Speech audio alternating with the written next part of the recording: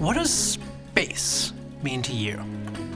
Many people's perception of space exploration is defined by the space race of the last century.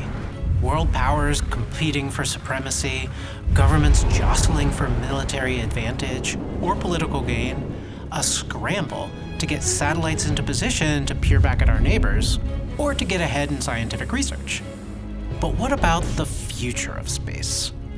Well, times are changing fast, and we need to reframe how we see the opportunities and the challenges in space. Let's take a look at NewSpace and see what lies ahead.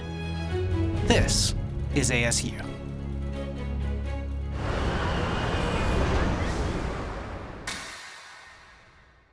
Space exploration really began in the context of the Cold War, with the two global superpowers at the time, the Soviet Union and the United States, vying for technological superiority. Government-funded space agencies of this era were primarily driven by political, military, and scientific concerns.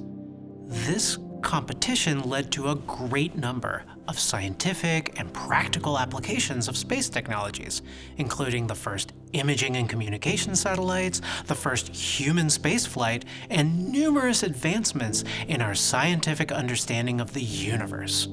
This early period of space exploration has retrospectively become referred to as OldSpace. However, since approximately the year 2000, there has been the emergence of a new wave of actors in the space arena: private companies.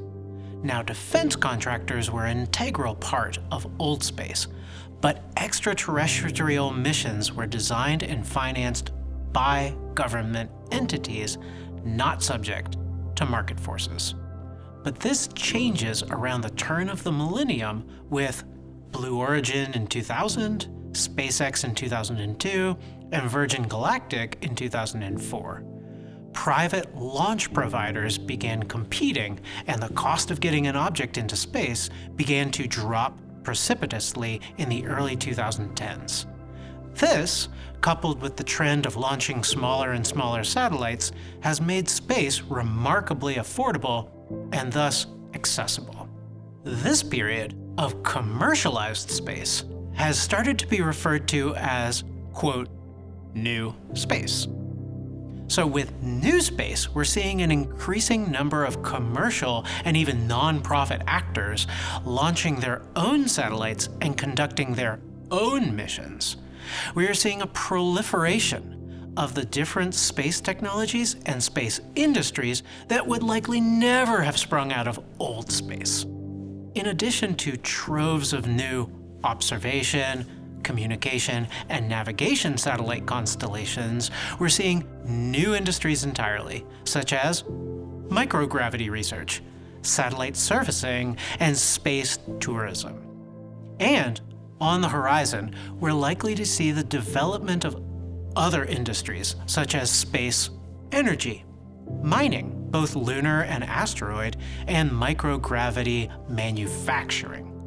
It's certainly a very exciting moment for the history of the space industry. But a third and final exciting development in space is the involvement of emergent spacefaring nations. There is increased investment from countries who have not historically been involved in space activities, such as Brazil, South Africa, and Saudi Arabia, which is further driving us towards a more diverse and competitive space.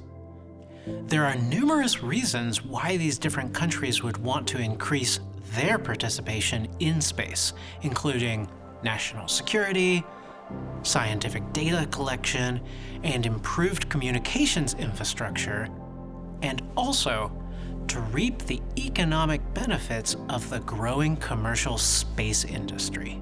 But with this new activity, one thing to keep in mind is that the commercialization of space increases risks of unequal access to the benefits of space. Capitalism tends to be pretty spiky in terms of who reaps the benefits of technological change.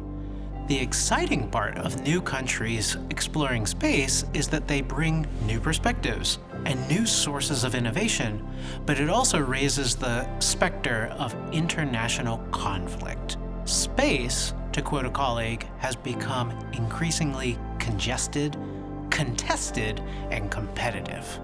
So, will all of humanity benefit equally from the economic and technological benefits of space? No.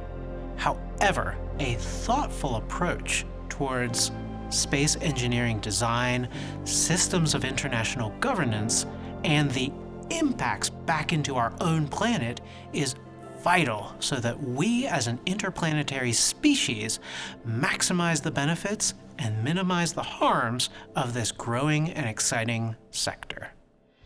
So space exploration is not what it was. We have new actors, and they are not just new governments.